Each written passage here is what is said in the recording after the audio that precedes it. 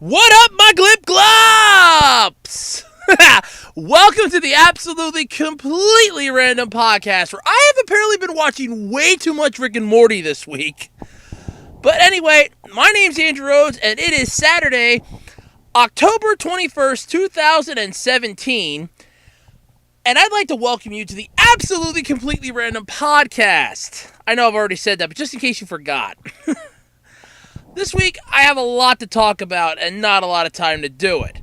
I'm going to be discussing the Ichigo Kurosaki versus Naruto Uzumaki death battle coming out on November 11th, unless they decide to change it, of this year. And boy, I'm looking forward to this one. Sadly, though, the Megabots duel that I was looking forward to was hyped up way more than it led on to believe, and it fell flat on its face. Badly. I'm going to be discussing Power Rangers Hyperforce, the RPG that was announced. I got good and bad for that.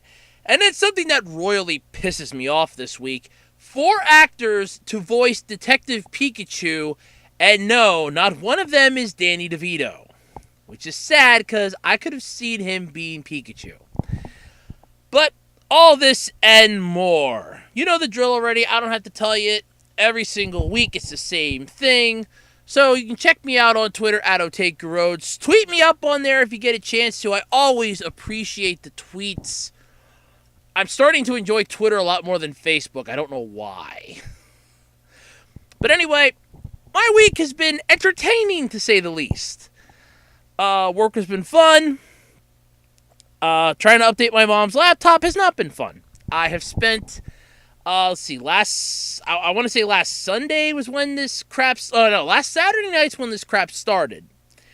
And starting Monday, Tuesday, and Wednesday, I spent trying to fix and update her laptop to this new Windows 1703 update. I did an Andrew Rants video because it got me annoyed about updates, and it did not take. It kept glitching, it kept crapping it out, so I had to reset her laptop, and now I'm just biding my time till I can pick a day where it's like, okay, I have a free day, let's try to get this knocked out because I want this done. I mean, on top of the fact that I improved the speed on her laptop because we had upgraded it originally from 7, so it's not really bad that I had to reset it and it had to upgrade itself. So I'm happy with that. Still kind of annoyed, but I'm happy nonetheless. So it moves a little better, at least according to her, unless she's lying to me, which I'm hoping she's not. But she says it's moving a little faster, it's loading stuff a little quicker, so that's good. Our internet connection has been fixed, happily. Yay! I'm so happy for that. Yep, and now tonight I am playing the update game with my own laptop. God, hoping that it works. I'm not kidding on that. It's at 3% right now. Let's hope it doesn't get stuck at 3%. But anyway, that's been my week. It's been entertaining. It's been fun.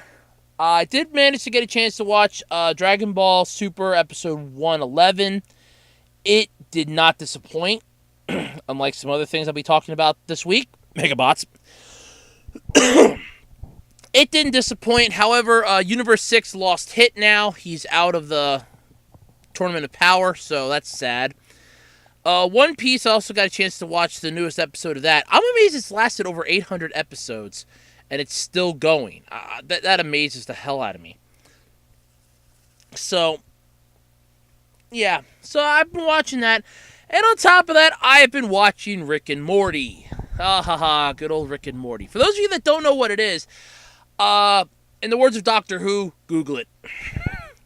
It's really not that bad of a show. It's Justin Roiland does the voice of Morty and Rick. Basically, think Doctor Who, but with more attitude and less compassion. There you go. It's kind of cool. Rick Sanchez is a genius scientist, part of a multiverse of Ricks, which we find out whole plethora of stuff that happens, interesting seasons, interesting episodes. It's up to 3 seasons so far. Here's hoping season 4 comes out. It's actually getting pretty good. I'm really enjoying it. So I'm hoping for season 4. But yep, that's been my week. So without any further ado, let's get into the podcast and let's get this show on the road, shall we? Okay, so the latest death battles dropped, and it was Thor versus Wonder Woman. And I don't know why it is, but every single time I watch something with Wonder Woman, I always feel weird afterwards. I can't. I can never place why. I really can't. I mean, I could watch the old Wonder Woman series with oh god, her name escapes me. I'll have to look that up quick. I can always watch that, no problem. But this one, it just escapes me. It escapes me why I can't. Why every single time I watch something with her where she's taking on somebody, or it's okay, Wonder Woman's fighting this person, I always feel weird afterwards. I can never place it. I can never figure it out. It always bothered me. I can never figure it out. But anyway, she took on Thor. She won. There, big spoiler, by the way, if you haven't seen it yet. She won. But that's not what I'm here to talk about. No. But as I look up the... Give me 1 second here. Where the hell are you? Another media. Is the name's gonna bug the hell out of me until I look it up. 1 second here. Let's see here. Here we go. Linda Carter. That's it. Linda Carter. There we go. Okay. I could watch that. No problem. I could watch the old Linda Carter Wonder Woman episodes. No problems at all.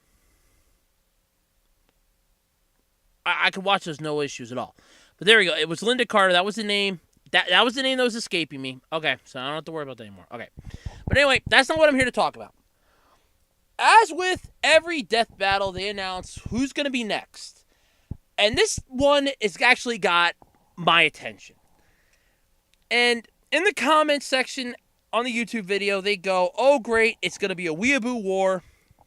The otakus and the otakus are going to be pissed and flipping out. Well, they're going to be annoyed, but I doubt they're going to be pissed. Because coming up in the next episode of Death Battle, we are getting Naruto from Naruto and Ichigo Kurosaki from Bleach. So Naruto Uzumaki and Ichigo Kurosaki are going up against each other. It's 2 anime titles that have constantly been in the shadows of one another for years. And they're going up against one another. The best part is that according to the video, this battle is supposed to happen on November 11th, which is a Saturday. And that means that I could actually watch this and give my thoughts the day it actually comes out here on the podcast. Which, first off, to me, is a good thing. I'm looking forward to that. I'm really looking forward to that. It's not so much the fact that, no, I'm looking forward to that. That I'll actually be able to give my thoughts on something for once. Unless it decides to come out early or they change the date, but I don't know. But anyway, that's what's going to happen. But my question is with this battle, because they've had anime characters on before. You've had Portridge the Ace taking on Natsu from Fairy Tail. And that one was... For what it wasn't a bad fight, but it wasn't that good either. Then you have the one that pisses me off to all ends of time. The Goku versus Superman, both versions. So that one still pisses me off. To the end of time and back, I will always be mad at that. That fight has pissed me off so badly, it has annoyed me, angered me, and enraged me to the point that I just want to scream at somebody for that. You had Vegeta taking on Shadow the Hedgehog. And there's like half a dozen other anime characters have been on. Gaara from Naruto took on Toph. You had the girl from Ruby God, the blonde one, her name is escaping me. Damn it. I'm gonna pay for this one. I think was it Lynn? I know one of my fans out there will instantly tell me which one it is because they watch Ruby all the time. I've watched it. I just gotta rewatch it again. Alright,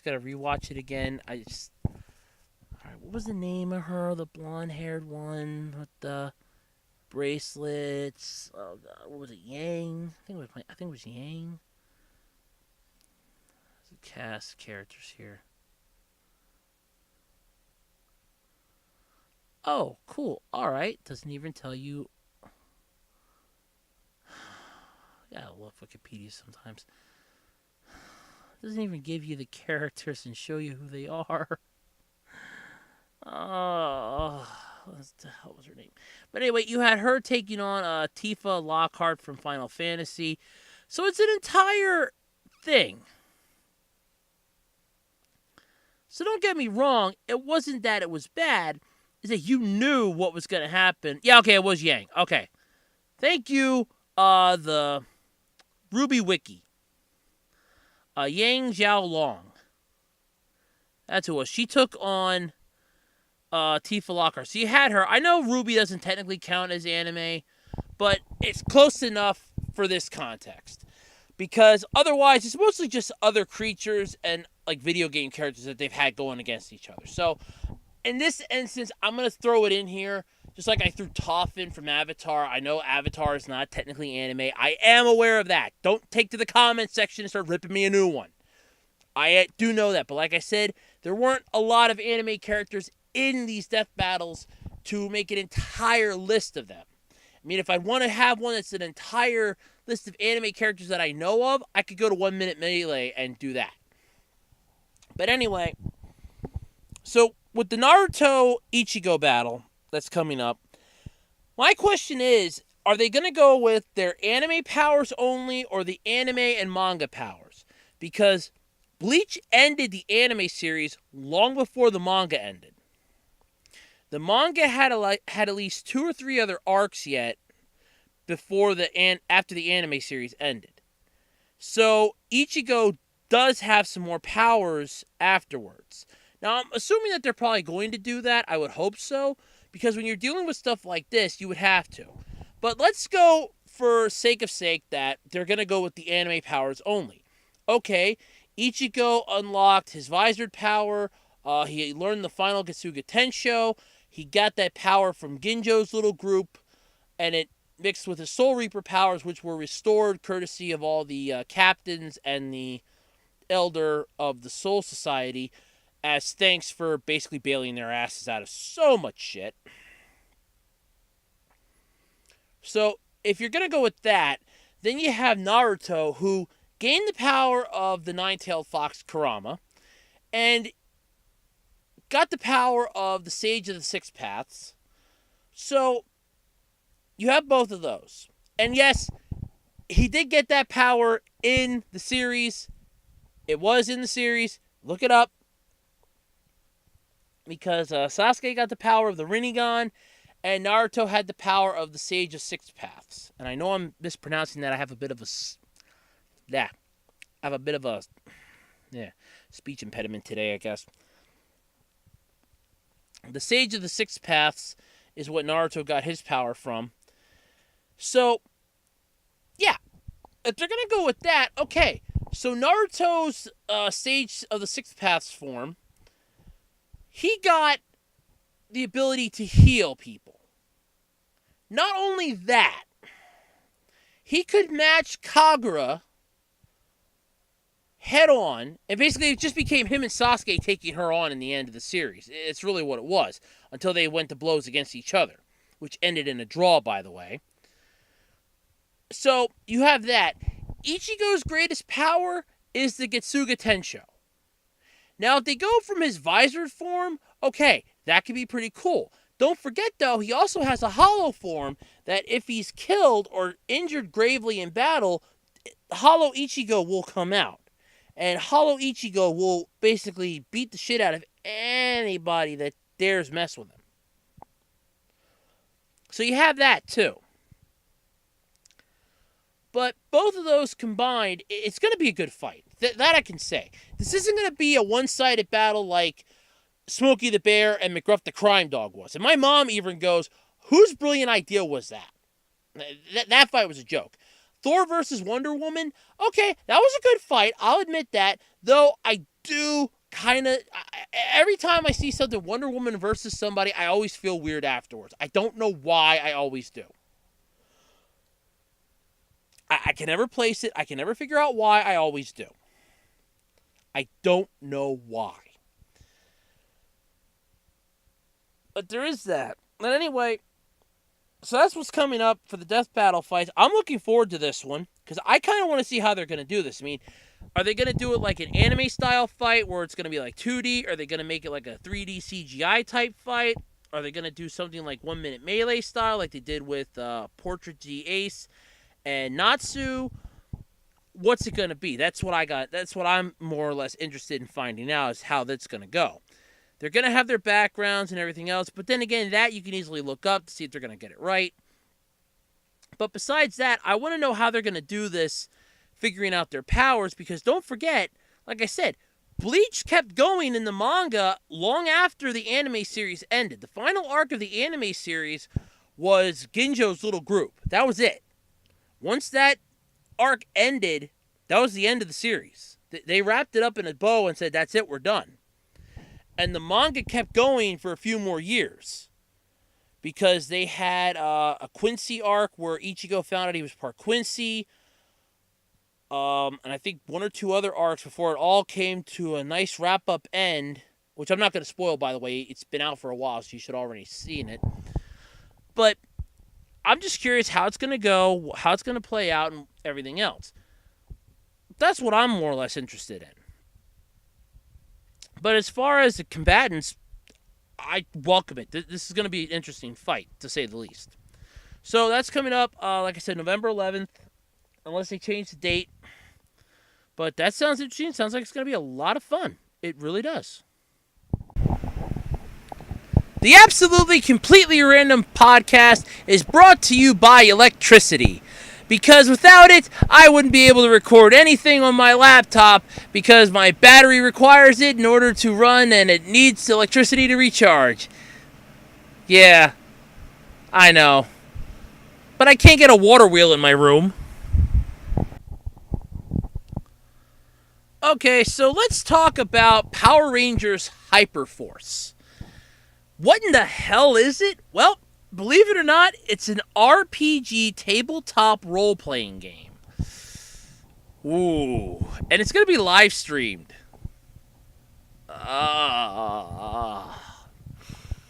Announced earlier this week on Power Rangers Now and a few others. It was announced on the 18th. Power Rangers Hyperforce is the first licensed property to live stream a tabletop role-playing game on Twitch. I think they should double check that. I think somebody's done Dungeons and Dragons. Has officially been announced. The game will launch in celebration of the brand's 25th anniversary. Okay, wait. So is the 25th coming up that fast? Wait a minute, hold on. See, Megaforce was the 20th. And what limped to the bar now to Dino Thunder, so that'd be 21, 22. Super Megaforce, 23, 24. Oh, crap! Okay, so that'll be coming out for Super Ninja Steel, I guess. Since they want to keep splitting them up and having them each be separate seasons. Okay. And we'll stream live on Hyper RPG, an industry-leading channel on Twitch. Oh, God. The world's leading social video service and community. No, I still think YouTube has the upper hand on that, so that's kind of bullshitty. Earlier this year, in promotion of 2017's feature film with Lionsgate, which, by the way, blew, Twitch ran a 17-day-long Power Rangers marathon on its Twitch Presents channel and streamed all 23 seasons and 831 episodes of the television series. This was one of Twitch's most successful campaigns to date, with nearly 13 million channel views and 7.4 million chat messages. And it says MM, so I'm guessing that's multi-million? Come on. Based on the success of the digital interactive Power Rangers, Hyper RPG and Twitch are teaming up as part of the Power Rangers year-long celebration of the franchise's 25th anniversary, which, let's be honest, I'm amazed that it freaking got to 25. After the abomination that was Super Megaforce and Megaforce, I'm amazed it managed to keep going. I mean, hell, I wasn't really that big of a fan of Dino Thunder. Or, no, what the hell was it? Dino Charge. That's it. It should have been Dino Thunder. I wasn't a fan of Dino Charge. Ninja Steel's completely... I watched Ninja, okay? I watched the Japanese Sentai that they're ripping off for this show, and I can honestly say I'm not a fan of it anymore because you can tell what they're taking away that made the episode good and that could still work here in the U.S., but yeah, screw it. Time constraints and, the hell with it, I guess. Fans can check out all the show details, including the premiere date, storyline, and cast members. So I actually have that. Show details are on here. This all came right off the article. The show will premiere on October 24th, so we got 3 days to go. Sorry, I'm a little screwed up here on my dates. So we got 3 days to go from 6 to 9 p.m. Pacific time, live on www.twitch.tv/hyperrpg. Shows will air weekly, and each of the 25 episodes for the 25th anniversary celebration will provide 3 hours of tabletop role-playing and real-time interaction with the franchise's dedicated global fan base. Oh, God. I don't know where to go with that. I mean, you're going to stick on... You're going to, have nerds doing real-time chatting for 3 hours? I've battled nerds on Twitter for 3 hours, and it does not end well. This does not end well, trust me. So, about the game. Power Rangers Hyperforce is set in the year 3016 at Time Force Academy. A team of Time Force Ranger cadets must band together to defeat an ancient evil who is set on unraveling the very fabric of the universe under the leadership of their mentor, Jen Scott, and with the show's game master, Makilla Lamb. The newly minted Rangers, will cross both time and space to complete their mission while running into many familiar eras and faces along the way. Why couldn't they have just made this a freaking series?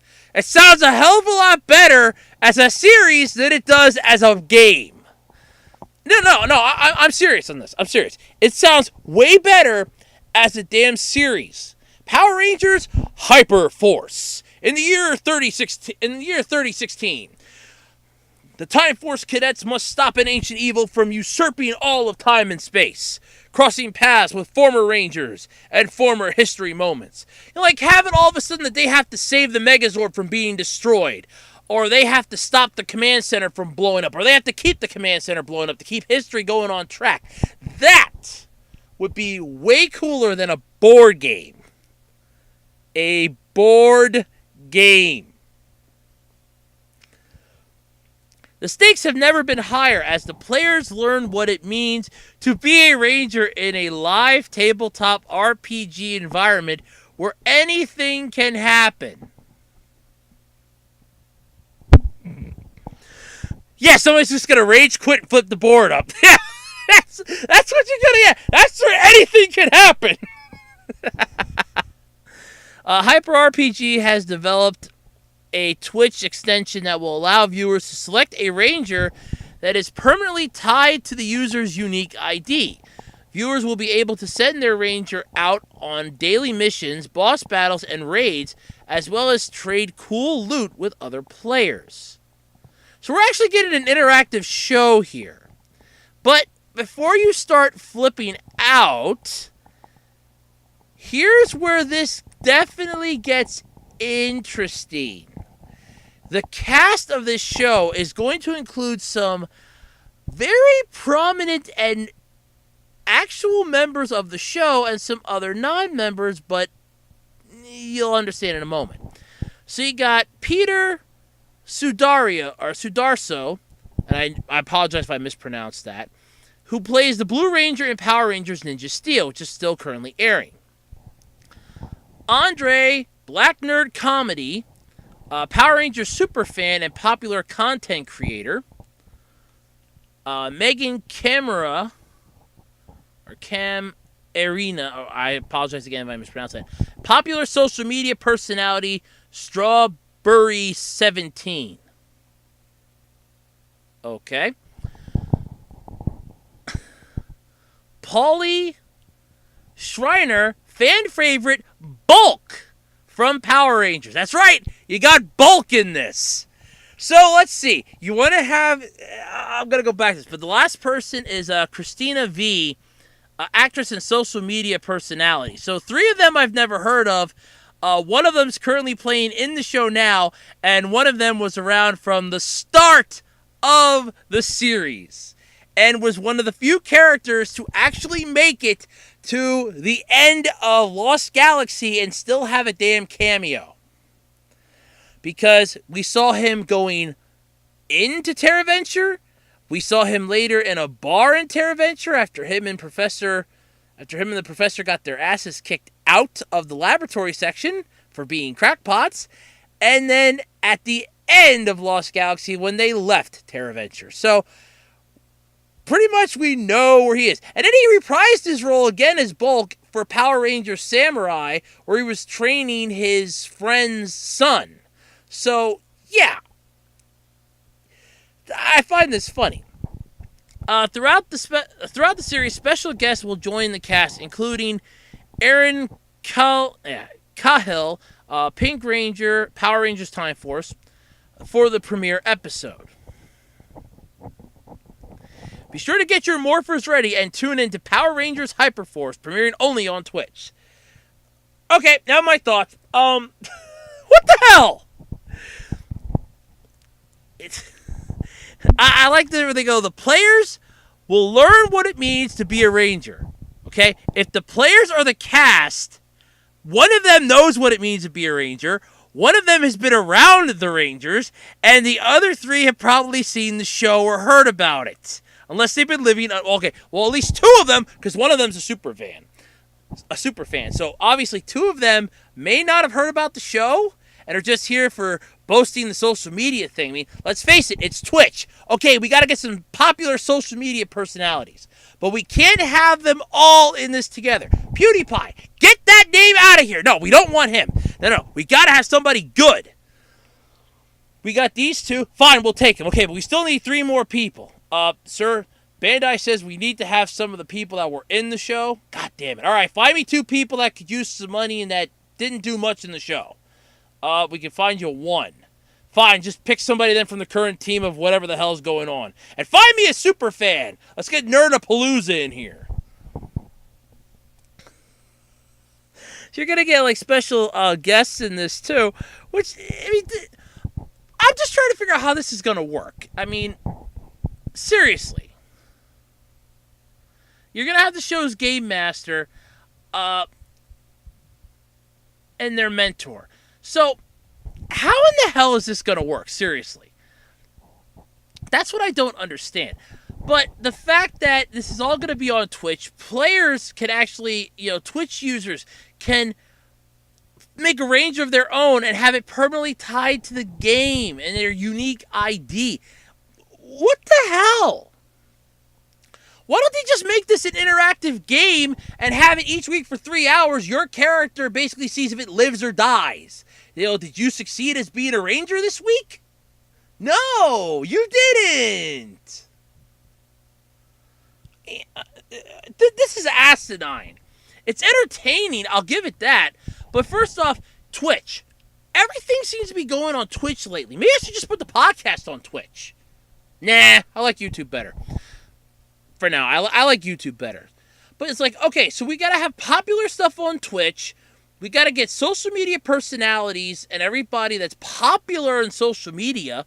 And oh, right, and we're going to do Power Rangers for their 25th anniversary. So they're just milking a dead horse at this point. Why? No, seriously, why? That's what I can't understand. So, it's premiering on October 24th.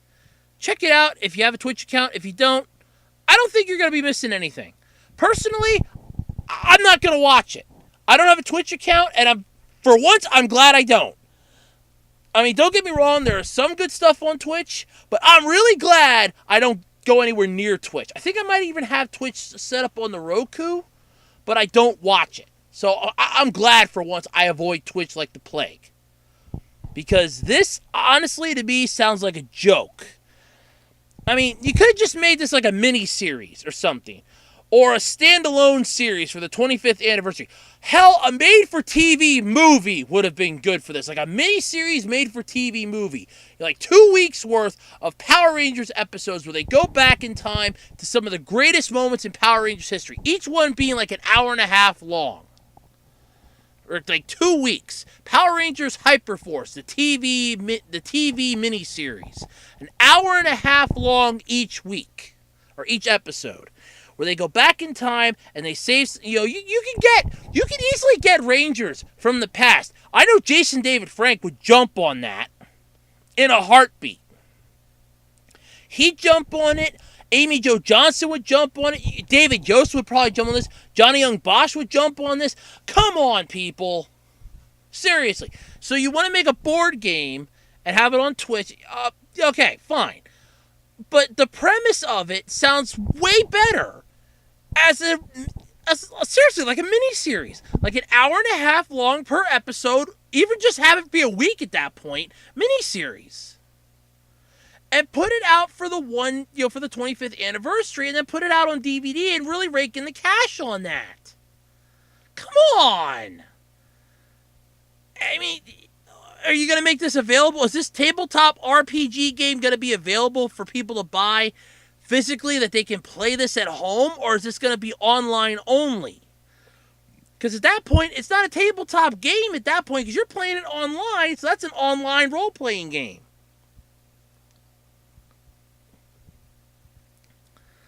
I don't know. But like I said, it comes out on the 24th. You can watch it on Twitch. I'm avoiding it like the plague. End of discussion. Poor Bulk. He's going to get dragged into that. Okay, if memory serves me, back a long time ago, like sometime last year in one of my earlier podcast episodes, I discussed the Detective Pikachu movie. I'm pretty sure I did because it caught my attention. Well, here's the thing. It's back in the news again. Happily, the film is set to begin production in January. That's a good thing. Downside. Legendary Pictures, who is doing this movie, have eyed, and they're still eyeing, I should say, 4 actors to star in the main role of Detective Pikachu. And Danny DeVito is not one of them. Though there was an article about it that's what got my attention, and I think he would be really good at this, but apparently no, he's not even on the list. So who's on the list, apparently? Well, according to the hashtag show, Hugh Jackman, Ryan Reynolds, Mark Wahlberg, and Dwayne Johnson are all allegedly among the studio's top choices to voice the titular character. However, none of the actors have taken meetings about this yet. So that, first off, that's a good thing. Because, and I want to say this, none of those would fit. I mean, okay, Hugh Jackman's an A-list actor. Anything he touches is pretty much gold. There has not been one bad movie that Hugh Jackman has touched. And I'm being honest on that. I like The Prestige. I liked him in the Wolverine and the X-Men movies. He did a wonderful job in Real Steel. I don't care what the critics say.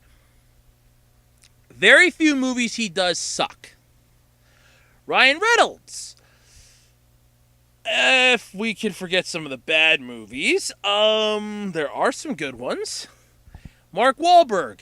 needs to officially go away. I'm sorry. Look, you had your time in the limelight. You had your 15 minutes of fame. It's time for you to step aside and just go back to your family's burger chain or whatever the hell it is that stupid A&E show was pitching all the time. Look, we've seen you. We've heard about you. We're tired of you. Okay, you're in every freaking Transformers movie now, and that franchise is pretty much history at this point. So, yeah, it's time for you to go. And as far as Dwayne "The Rock" Johnson is concerned, do us all a favor. Stop doing movies. Just stop. If you want to do voice work, fine. I recommend cartoons or clay animation stuff or stories for YouTube and for kids where you can, be quirky and, funny to your heart's content. You and Baywatch was a horrible decision. And it was horrible for the fact that it was basically you and Zac Efron, and it was nothing but a sausage fest. It was a horrible movie. I called it was going to be bad long before it came out. I so called that, and I'm really glad I did call it. I was right. Seriously, it was a bad movie. And you were in it, and it hurts you in a role. If you want to do, like, simple kiddie movies, like you did the Tooth Fairy movie and all that, fine. You're suited for that. I'll admit that. You can be suited for that.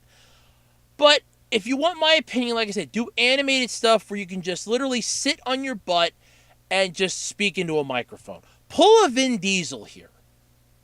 Okay? Just Vin Diesel your career at this point. Just do movies where you can literally sit behind a microphone. Maybe do one of them every now and then where they have to see you, where you can actually act. But do voice work. Okay? Honestly. Hugh Jackman, he can keep doing movies till hell freezes over. I'll be happy with it. Real Steel 2 had better come out because I want to see a sequel to that. Ryan Reynolds, I can take it or leave it. Mark Wahlberg, it's time for you to go. It's time for you to just stop acting. You're not that great of an actor. I was never a fan of yours. You got to stop. So those are the 4 that are up for contention for this. And like I said, not one of them is anything good, anything to even write home about for this. I cannot see any of their voices in this movie. Not one. And that's what saddens me. And you're going to have people that are going to go, well, I could see... No. I can't. I'm a fan of Pikachu. I have always been a fan of Pikachu. When you see that little yellow Pokemon, you think soft, cuddly, friendly. Granted, they're actors, so they can transpose and they can, change up their voices and make it seem nice. But can they do soft, cuddly, and friendly? I mean, okay, I know Detective Pikachu's supposed to be a hard ass, but still, I can't see it. I'm sorry. Detective Pikachu, though, will be directed by Rob Letterman from Goosebumps. Look, the TV series and the book series was better. That Jack Black abomination never should have been made. Shark Tale, didn't have a problem with. Monsters vs. Aliens, I actually like that movie. With Marvel screenwriter Nicole Perlman. Or Perman. No, this is Perlman. Whatever. And Gravity Falls creator Alex Hirsch writing the screenplay. Okay, well, first off, if you got Alex Hirsch doing the screenplay for this could be a good movie. Just don't F it up with crappy voice acting and crappy character selection. Otherwise, this could be a good movie. Gravity Falls was a damn good show. It really was. So you can enjoy this. If they're doing if they're doing the screenplay, I shouldn't even say because it could be I don't remember if it's a guy or a girl, so I do apologize for that. But if Alex Hirsch is doing the screenplay for this could have a chance to be good. You got a Marvel screenwriter, so it definitely could do well. But it's being directed by Rob Letterman, who did Goosebumps. Look, Shark Tale was a movie. I will admit that. I doubt anybody will deny that. I even think Will Smith, who voiced the lead character in that movie, will admit it was a movie. It's not as bad as that M. Night Shyamalan abomination he was part of, that After Earth or Last Earth. No, it was After Earth, I think. Whatever. The movie where he played with his son in there. And I mean played as in they were father and son in the movie, not, get your minds out of the gutter type. Monsters vs. Aliens was a good movie, especially for the time it came out. But Goosebumps, that had so many problems, I don't even know where to begin. The film will begin production in London in January of this upcoming year. So that's a good thing that it's finally going to start, which is really a good way to go. The massive success of Pokemon Go is said to have fueled the decision to move forward with this film, by the way. While a Detective Pikachu video game dubbed Detective Pikachu: Birth of a New Team was released last year in Japan, the game has yet to make its way to the West, nor probably will it ever. I mean, let's face it, it would have to get Nintendo's seal of approval because it's a Pokemon-based game. It's got Pikachu in it, which means it's Pokemon. Sorry. If Pikachu's in it, it's classified under Pokemon as far as Nintendo's concerned. Hey You Pikachu was considered a Pokemon game. Sorry, that's the way it goes. So, Nintendo will never approve of it. Game Freak will probably never approve of it coming over here because, again, it's using one of their characters. So, I don't see that coming to the West. If it does, it'll be a miracle. It'll probably be a Switch exclusive, and it'll be one of those you have to, buy $60 worth of add-ons for. I don't know. But anyway, as far as the 4 actors that they are eyeing for this, I am not looking forward to any of them. They all honestly suck as far as I'm concerned, at least for this role. Hugh Jackman is better suited to action movies, maybe some lighthearted comedies. Ryan Reynolds, I could take him or leave him. I'm really serious on that. As far as Mark Wahlberg and Dwayne Johnson, forget it. But both of you just need to drop off the face of the earth and stop acting. You need to Rick Moranis your careers, or at least in Dwayne Johnson, at least with you need to Vin Diesel yours, or both of you just need to Rick Moranis your careers and just drop off the face of the earth and retire. I think it's time for you to both do that. You both had your time in the sun. I think it's time. I really do, personally. But, yeah, there you go.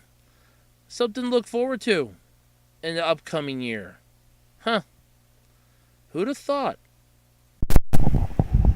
The Absolutely Completely Random Podcast is taking a very short break. I need to stretch and do a couple other things. I'll be right back. So I'm not really ever disappointed with stuff when it comes to YouTube, but this was something horrible. And the Megabots battle, to me, was bad. Not so much for the fact that you had so much hype built up for this. So much intensity going into this that you're thinking, okay, this is going to be the sport of sports, the wave of the future. And what you got was nothing like what it was hyping itself up to be. So, what exactly happened to make this so bad? Well, they finally duked it out this past Tuesday. It was at 7 p.m. Pacific time, which was 10 o'clock my time. I didn't get a chance to watch it until Thursday, because it dawned on me, oh crap, I can pull it up on their YouTube channel, and then I finally got around to doing it. And it's just, I'm watching this, and I'm going, okay, I saw a couple articles about how bad it was, and it's like, this is just really, I wanted to see if it was accurate, and those articles weren't even doing it justice for how bad it was. Now, first off, I can't really blame the fighters. I can't blame the environment for this, because this wasn't going to be something like BattleBots, where they're small, they're remote controlled, they have enough power to zoom around the little arena. It wasn't going to be anything like that. The camera angles in this were crappy. It was almost like somebody was shooting this as like a Blair Witch Project to a point, where like you're getting point of view shots that are shaky. You're seeing inside the cockpit every now and then, and the main bulk of it was basically just them. You're seeing it like an overhead shot, almost like they're on a freaking either a boom lift, or they're just using a goddamn drone to view this fight. And it was just horrible. It was horrendous. It was basically 2 rounds, or 2 different fights. The first one, the Japanese team took on the Model 1 version that the Megabots team came up with, and just destroyed it. And they just, rammed it, and that was the end of it. Okay, cool. We saw what the bot's made of. Works for us. Round 2 is where it started getting really stupid. So it starts off with Eagle Prime, which was the US bot, just shooting tennis balls. And it's shooting tennis balls out of this makeshift cannon on its left arm. And the Japanese bot, which is basically already shown that it's got speed and maneuverability, at least over its opponent at this point anyway, hides behind some barrels. And they're just taking pot shots at it. It's like, okay, come on. People are watching this. People have been invested in this, wanting to see what's going to happen, been following you people, and this is what you limped to the barn with. I mean, it was horrible.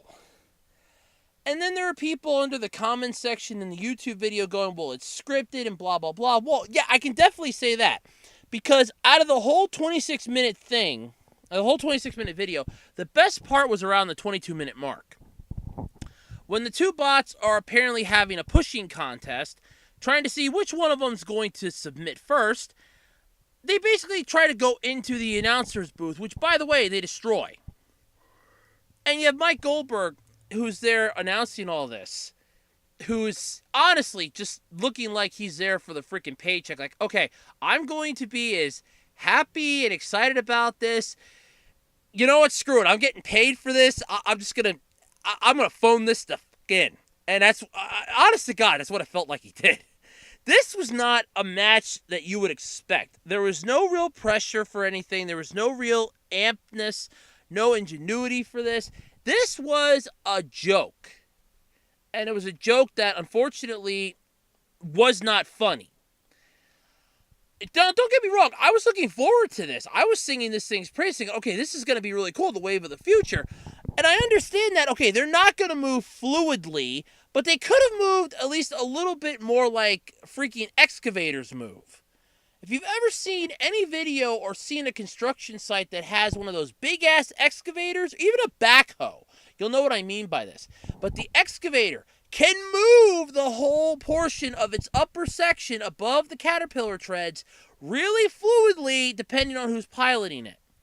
So you have the rich people who built this damn bot piloting it, at least the 2 owners of the company, if memory serves correctly, for who was piloting this damn thing. And they're moving it like it's some freaking remote control car or a remote control tank. This was a joke upon a joke. And it just wasn't funny. But the second part of the second round, I should say, because they had to stop it halfway through because the 2 bots got stuck on each other. So they had to break them apart. They had to they had to swap out the cannon arm, because I'm guessing they ran out of ammo. So the second half of the second round starts off with them coming out. The Japanese team just starts shooting them with paintballs. And you could hear the one pilot on Eagle Prime just going, are they shooting us with paintballs? No, moron. They're shooting you with live-ass ammunition in the middle of a goddamn steel mill in Japan with witnesses that could easily get hit by ricochet. Sure, what the hell? They're shooting you with paintballs, moron. Come on. Like I said, this had so much hype built up to it. So much ingenuity. So much was going into this, and it did not live up to what it was selling. It wrote those trailers and the articles that were coming out about this. Everything that was leading up to this was writing a check that these 2 bots, hell, I could even say these 3 bots just did not even come close to cashing. And the comments in the YouTube video were ripping them asunder. And for good reason, too. Because you had the entire... it was just so bad. You had the entirety of the YouTube community is going, it's scripted. You can tell it was scripted. And there are people going, how is it scripted? Explain to me how it's scripted. Oh, you can tell it was scripted. Oh, we conveniently pull off a freaking metal bar and start spinning it around in our hand and start blocking your shots. Seriously? Oh, we're just going to crash into the announcer's booth. But Mike Goldberg's sitting there like he's reading off a script or had the script memorized. Because at the one point, the lady that was next to him, who was the robotics expert, she goes, I don't think we should be here anymore. And he goes, why? You're the robotics expert. It's like, that line had no correlation to what she was talking about. There was no... That line and what she was saying are so far apart from each other, you could drive an entire space shuttle, the Starship Enterprise. Hell, you could even get the entire planet of Atlantis and Jupiter through that chasm. For how those two lines are so separate from one another. So it's like he was reading off a script and had it memorized, but she went off script because, okay, this is getting a little dangerous in my opinion. I think we should move. Then he finally comes up with oh shit, I think we should move. And they kind of jump off. But then it's like they stopped the fight and then told them to start it back up again so they could push it in because all of a sudden you have the camera angle change. They take out the announcer booth and it was a haphazard. It was a gigantic nightmare. A waste of time, money, and everything. And these people had the audacity to make this. And you had, like I said, you had Mike Goldberg was announcing this. And he was so hyped up in the beginning. He's trying to build up so much more steam for this. I think he knew this was going to be bad. And like I said, you could just tell it in the way he was saying this stuff. It's like, yeah, oh yeah, and they Eagle Prime's bringing out the chainsaw and it's just going down. You could just tell how he was saying it. It's like, oh God, this is horrible. This is like god-awful bad. And they want to have this become a new sport. No. Now that you actually see it, I don't see this picking up. I mean, the whole controlling the robot thing, that's cool. The fact that they moved so sluggishly, and they had plenty of time to build this stuff. And that's what bothers me. It moves so slowly, so sluggishly. The fight was really unbelievable. It was unrealistic. You had this giant, towering, massive bot taking on this little pathetic excuse for a bot at this point. And then they're going, okay, it's good. Yeah. The Japanese team at the one point in the first half of the second round starts moving forward and advancing on them. They go, let's push a car in front of them. Oh, sure, that's going to stop it. So we're just going to push one of the conveniently placed cars in its pathway to block. Come on. Honestly, I actually get more realistic robot fighting out of an app that I've been playing on my tablet than that show even gave me. That, as I said, was a pathetic excuse for everything imaginable. And it just got so bad and so worse as it dragged on. And you're thinking, well, it wasn't that bad. It was only the first outing. Yeah, but it's the first outing that would eventually make the entire sport what it would be. And that is the problem. It's not so much the fact that it itself was bad in the hindsight. It's that they're trying to make a sport out of this. So if it's boring to watch the very first one, how is this going to be more exciting putting them in like a stadium and having them beat the crap out of each other then? And they never even destroyed either of the bots. And the one person goes, well, yeah, they cost $2 million a piece. They're building them to destroy each other. They're building them to beat the crap out of one another. They're going to take some damage. But yet, what was breaking off of each bot was, honest to God, it looked like fiberglass or some type of really chintzy plastic that you would just put on for the hell of it. Sort of like what you have on a car, like the frame and the body of a car. And that's, honest to God, what some of those coating and some of the outer covering on those parts looked like. None of the main metal parts seemed like they were breaking at all. But it was just so much of a train wreck, so much of a travesty for what they were selling, what they were pitching. I felt horrible watching this. I honestly just wanted to automatically go, okay, I want my time back. I want my 26 minutes back that you've robbed from me. And you had all those people that were doing this that were so happy and so, living it up. Like I said, like Mike Goldberg. The name of the girl that was next to him escapes me. You had Mari Takahashi, who was down in the... Pretty sure she was the one that was down in like the prepping areas, talking with the teams. But everything can be summed up if you actually manage to sit through this train wreck. Everything can be summed up just perfectly by the look on the Japanese pilot's face at the end when they lost. The look on his face was like, okay, this was a joke. This was a waste of my goddamn time. And in the back of my mind, I'm thinking, I agree with you. I mean, the only person that's really gotten anything out of this is Mike Goldberg.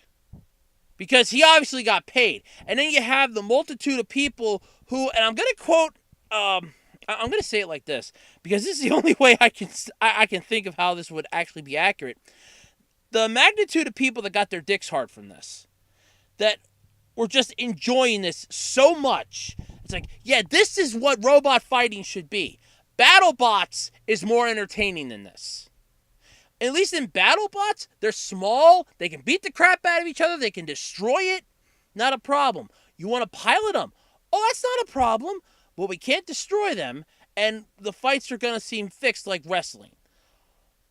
They're going to be scripted like the WWE. And for those of you out there that are about to bash me in the comments, it's staged. Come off it. There's been articles have been proven about it. Former wrestlers have come out and said it was staged. Deal with it. Okay, the curtain's been lifted. The entirety of this, though, like I said, it was a joke. It was a goddamn joke, and it just wasn't a funny one. It was one of those, you're sad that they actually went through with this thinking, why did you do this? Why did you honestly come up with this concept and go through with this? I don't know. This is supposed to take off again. The winner of that match is supposed to take on the Iron Kong that China was building. So since America won, it'll be Megabots Eagle Prime will be taking on the Iron Kong from China. I honestly hope the next one doesn't even get viewed. I honestly hope it just stops. I mean, you're going to get the ones that are going to get their dicks hard from this, that are going to enjoy this, that this is the only way they can get it chubby. And you're going to get the odd curiosity seekers that are going to want to know, okay, is it going to lose? But as far as anybody else, they're not going to pay attention to this anymore. How this match went is officially how this entire sport for them is going to go. Right down the toilet, because it was just that, it was bad. If you don't believe me, you can easily pull it up. Check it out on the Megabots YouTube channel. It's up there, first video, right on their main channel. It's their battle. Like I said, they hyped this up way too much. They gave it way too much leg room and said this is going to be what it is, and it did not live up to what the hype was. It failed miserably for the hype. I don't know. Maybe I'm just a cynical person. Maybe I'm just, an intelligent person, and I didn't find this appealing. But when it comes to robot stuff, I love robotic stuff. So this, I was looking forward to. I will admit that. I was looking forward to this. I've said it multiple times in other podcast episodes. I've been looking forward to this. The fact that it sucked this bad just hurts on so many levels that I just can't even imagine it anymore. But I don't know. Maybe it's just me. I don't know. But it was bad. It was really bad. I really feel sorry for the Japanese team that lost. I would congratulate the American team, but let's face it, that was a train wreck of a travesty that you participated in. I'm sorry. I can't get behind this. If that's what the fights are going to be like. They're going to be scripted like that. You can tell that they're fake. The camera angles suck. And the worst part was, at the one point in the first half of it, they're literally throwing a drone out there. And the one's like, oh, we're just going to swat it with our hand and take it out. It's like, what the hell are you even caring about the damn drone buzzing around that came up from behind the other robot? You got to whack it and it gets it right on the freaking visor of the robot that's whacking it off, which was the Eagle Prime bot. It just whacks it with its claw arm and knocks it right into the freaking visor, and it starts smoking. He's like, brilliant, morons. You should have just left it alone. What was it going to do? It didn't have any arms. It didn't have any weapons. It was a damn drone. Let it go. It was a joke.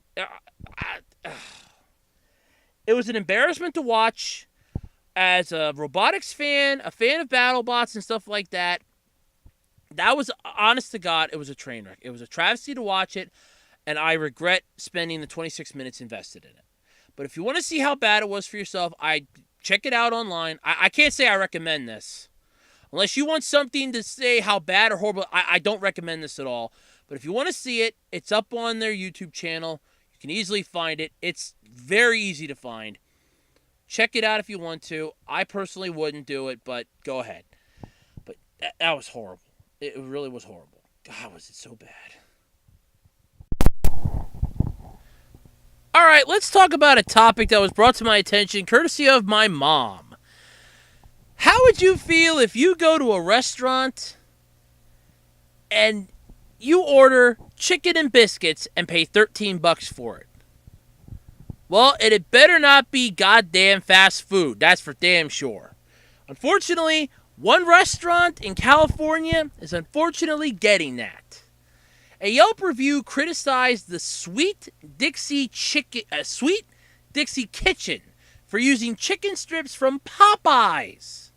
Yeah, we all know Popeye's chicken is the shiz night, but come on. That doesn't mean you can cut that stuff and make it your own. What are you cutting it with Boston Market gravy? Come on! Owner Kimberly Sanchez freely admits to serving up the chain's spicy tenders, admitting she doesn't even have a fryer at the restaurant. Whoa. You openly admit that you bought another restaurant's food and are overcharging people for it? Wow! You're an idiot! Customers responded to the Yelp review mainly complained about the markup on the menu and the fact that they were not really eating local. No. I would be more pissed at the fact that I'm paying $13 for something at a restaurant that I could just literally go to Popeyes and get for cheaper than what you're selling it for. And I could probably get a drink and a side of fries or something with it. I don't know. I've never been to a Popeyes. There's none around where I live. The closest one's like in another county, and I'm not going to drive all the way up there. And there's one that's supposed to be built, but it's not built yet, and I really wish it was because I really like to try Popeye's chicken. I hear it's so damn good. Ooh, I hear it's good. But, I mean, honestly, you have the balls to do this. They must be the size of church bells for you to actually go buy Popeye's chicken tenders. Oh, sorry, spicy chicken tenders, and pass them off as your own. I swear, if you're cutting them with Boston Market gravy and trying to pass it off as KFC, you might as well just screw yourself now. You're done. And Yelp reviews, you're going to end up hurting yourself with that. Yelp reviews can pretty much end a restaurant nowadays. I mean, Yelp reviews can pretty much end anything nowadays. I mean, you could have a restaurant, you could have a business. If it has a Yelp page and you up and screw something up and piss off a customer, your ass is grass. You might as well just lock up the doors and call it a day, because you are not going to make any money anymore. Once they get one bad review on Yelp, pretty much can end you. And that's what people don't understand. So, it is understandable, but still, you have the balls to do this. I'd like to nominate you for Asshole of the Year. Unfortunately, there are so many contenders that denominations are now closed. Damn. So that's interesting. So there you go. Yeah. So if you go out to the Sweet Dixie Kitchen in California, do not order the chicken strips because they're from Popeyes. And just go down to Popeyes and buy them. They're probably cheaper and you probably get more of them. Probably, I'm not sure, but that's just horrible. Seriously, that's really, really bad. This is Professor Sherman T. Clump, and you're listening to the Absolutely Completely Random Podcast, only on YouTube. Now, if you excuse me, I gotta get back to the kitchen and get back to my sandwich. It's a very special sandwich. Alrighty, everybody, that's gonna do it this week for the Absolutely Completely Random Podcast. I'd like to say it was a good week, but let's face it, the topics kind of didn't go that way, and I do apologize for that. It's not my fault. Not every week can be a winner. I mean, we still have the solace in the joke from last week about, the 20-year-old Otaku getting a porno game for their birthday, but they can't all be winners like that. And I would also like to apologize for those of you that are noticing that my ending is sounding a lot different than the rest of the podcast did. There's a reason for this. Unfortunately, I found out while preparing my podcast to upload that, lo and behold, my microphone crapped out on me near the end. And the ending that I had was complete and utter garbage. It was just a garbled up mess. So, because of that, I have to quickly re-record the ending. So it is going to sound a little different because I'm not recording it in the same location and I'm using a different microphone that's built into my laptop. So I do apologize for that. But anyway, thank you for letting me into your homes, into your lives for this entire hour or so that we've been together. It was a real great amount of fun, and I really do appreciate it. And until next week, I'm Andrew Rhodes. This has been the Absolutely Completely Random Podcast. I hope you all have a great week, and I'll see you next time. Well, I'll catch you next time, I should say. And, well, that's it. Bye, everybody.